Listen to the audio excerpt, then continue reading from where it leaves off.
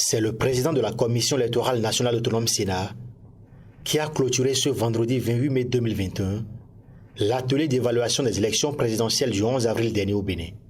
Durant 4 jours, cette institution en charge de l'organisation des élections, ensemble avec les parties prenantes du dit processus, ont passé en revue le déroulement des dernières élections présidentielles. Plusieurs sujets ont fait objet de débat au cours de ce conclave. Au nombre de ces points majeurs, c'est d'abord la question de la convocation du corps électoral.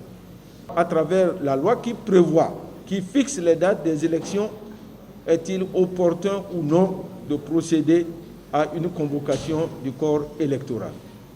Nous avons réfléchi sur la question et nous avons estimé qu'il est important qu'un acte soit pris, un acte de souveraineté soit pris pour informer l'opinion publique de la tenue des élections et pour faire déclencher le processus électoral.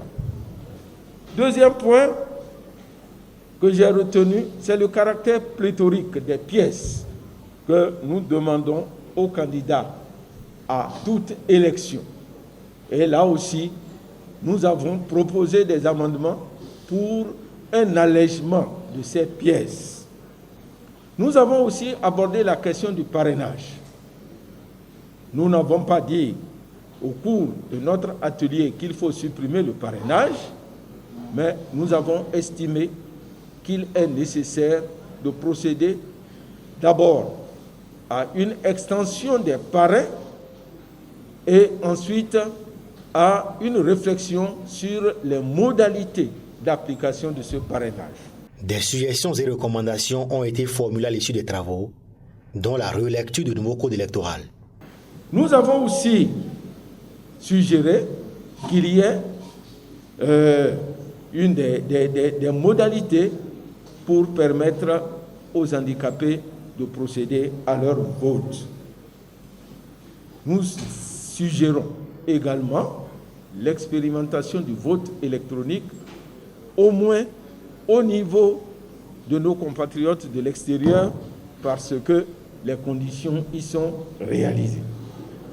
Mais toutes ces propositions que nous avons faites nécessitent forcément une relecture du code électoral et je crois que notre atelier a préconisé l'utilité de cette relecture à charge, bien entendu, à ceux qui en détiennent la possibilité d'accéder à cette relecture ou pas.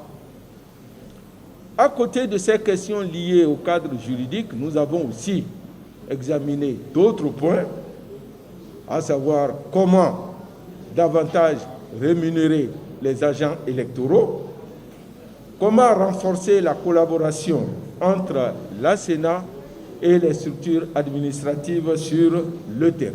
Cet atelier bilan de l'élection présidentielle de 2021 au Bénin vient aussi mettre fin au mandat des dirigeants de la Commission électorale nationale autonome Sénat.